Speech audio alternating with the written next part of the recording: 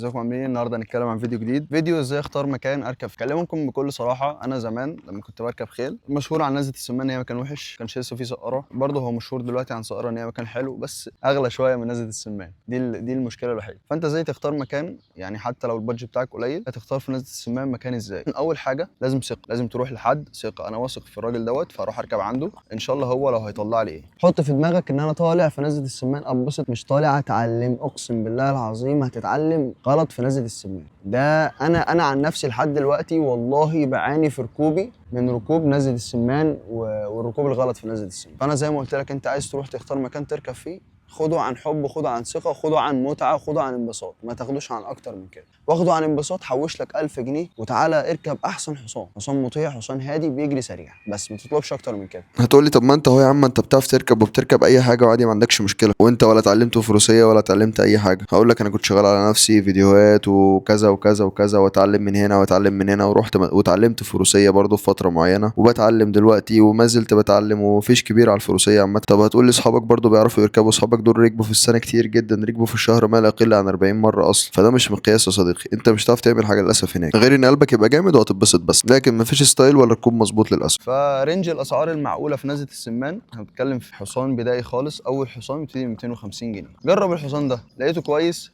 هتركب حصان احسن منه شويه. ازاي بيبقى احسن منه؟ تبقى انت مثلا بتعرف اللي معاك، اللي بيطلع معاك بيعرفك ازاي تتحكم في الحصان. لو لقيت حد ما بيعرفكش حاجه، اعرف ان ده واحد ما ينفعش تكمل معاه اصلا. بدايه ان هو يعرفك ازاي اصلا يعني تركب على الحصان، وازاي يعرفك انك وانت بتمشي ازاي تمشي الحصان. بس ده الف ب. الحصان الاول ب 250 جنيه. تركب حصان اسرع شويه ممكن يطلع معاك ل 500 جنيه، ممكن يطلع معاك ل 400 جنيه، يعني على حسب الاسطبلات. 300 جنيه عادي، 450، 350، اسعار متفاوته بين 250 لحد 500. عايز تركب بقى حصان شكله واو ومفيش منه وجميل جدا، هتركب مثلا حصان ب 1000 جنيه او هتركب حصان ب 1000 ونص. في بقى مراحل عاليه خالص اللي هي بتاعت الناس اللي هي قديمه قوي في نزله السمان، وتحب الحاجات اللي هي ايه قويه ومش عارف ايه وتكبيش بقى وحاجات بتقعد تعمل كده، بتاعت الناس اللي هي مش مبتدئه خلاص. دي بقى بتطلع معاك مثلا تبتدي من 1000 ونص لحد 5 6000 جنيه عادي كده. تقول لي 5 6000 جنيه لا اركب حصان ب 5 6000 جنيه؟ في ناس بتحب كده يا عم، انت مش حابب ما تركبش، بس الموضوع سهل وبسيط. دي الحاجه الوحيده اللي هي في نزله السمان اغلى من سقاره، لان هي مش موجوده في سقاره، اللي هو الراس. في خيل رأس جامده جدا وفي خيل تكبيش جامده جدا.